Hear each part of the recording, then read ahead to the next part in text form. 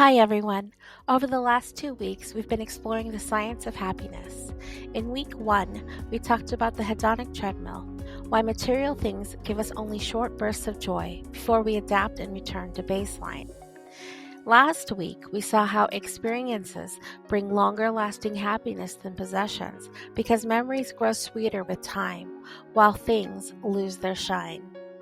This week, let's be more interactive. We're shifting into the more practical, the small daily habits proven by science to actually boost happiness.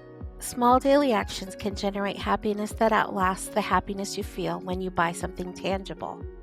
And the research is clear. The habits we practice consistently shape our well-being more than anything money can buy. Last week, we discovered that experiences can bring on longer lasting happiness. But let's be real. Most of us can't spend every day of our life traveling or going out with friends. So what can we do to make happiness last? Researchers have discovered that small daily habits might just do the trick. Let's break them down. So scientists focused in on 5 habits that can be effective in boosting happiness.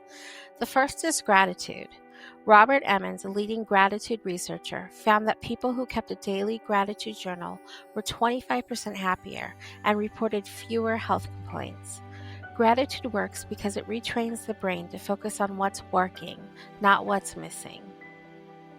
The second habit is mindfulness. A Harvard study by Killingsworth and Gilbert found that our minds wander almost 47% of the time, and when we're mentally elsewhere, we're less happy. Mindful practices like meditation or mindful breathing pull us back into the present, which boosts life satisfaction. The third habit is kindness.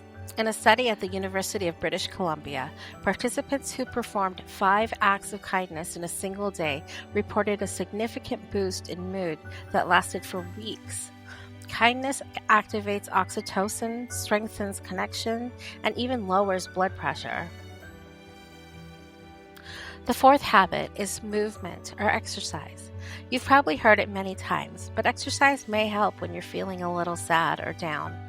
The gym, or even a brisk 10-minute walk, can increase energy and happiness. The last habit that we'll talk about today is sleep. Studies from UC Berkeley show that poor sleep amplifies negative emotions by up to 60%. Consistent, high-quality sleep improves emotional resilience, focus, and mood regulation. Now, I've just talked about 5 habits, but as a side note, there are actually more discussed in the Science of Wellbeing course. These 5 habits, though, are the ones that I felt were the habits that had a huge impact on my life. So, how do we bring these habits into real life? I've attached a free habit tracker in the comments below. Feel free to download it. On it, I gave a few examples of what you can do by each one, so you'll see it's not as hard as you think it might be. Happiness doesn't only come from one big life change, it can also come from tiny habits we repeat. If you start practicing these steps, you'll also find some elements of the Mai Pen Rai mindset beautifully gets woven in. Keep practicing well over a week and you'll notice your life changing before your eyes. As I've mentioned, there's a life-changing course online called The Science of Wellbeing. I took it a few years ago as a random thing for work, and I found myself letting go of a lot. And as a reminder, Mai Pen Rai is a Thai phrase that means let it go or never mind. I let go not because I cared less, but because I started noticing the things in life that were more important. For instance, I used to stay up really late to watch Netflix, and believe me, my eyes would be glued to the screen for hours, binge watching show after show. But when I was practicing the habit of getting plenty of sleep, I just realized I should let my TV show go. Mai Pen Rai, it's not as important as sleep, and I can watch it later. In the middle of the course, I decided to go big. I deleted all my social media from my phone. I didn't go all the way big because I still had it on my computer, but now I had to make an effort to turn my computer on.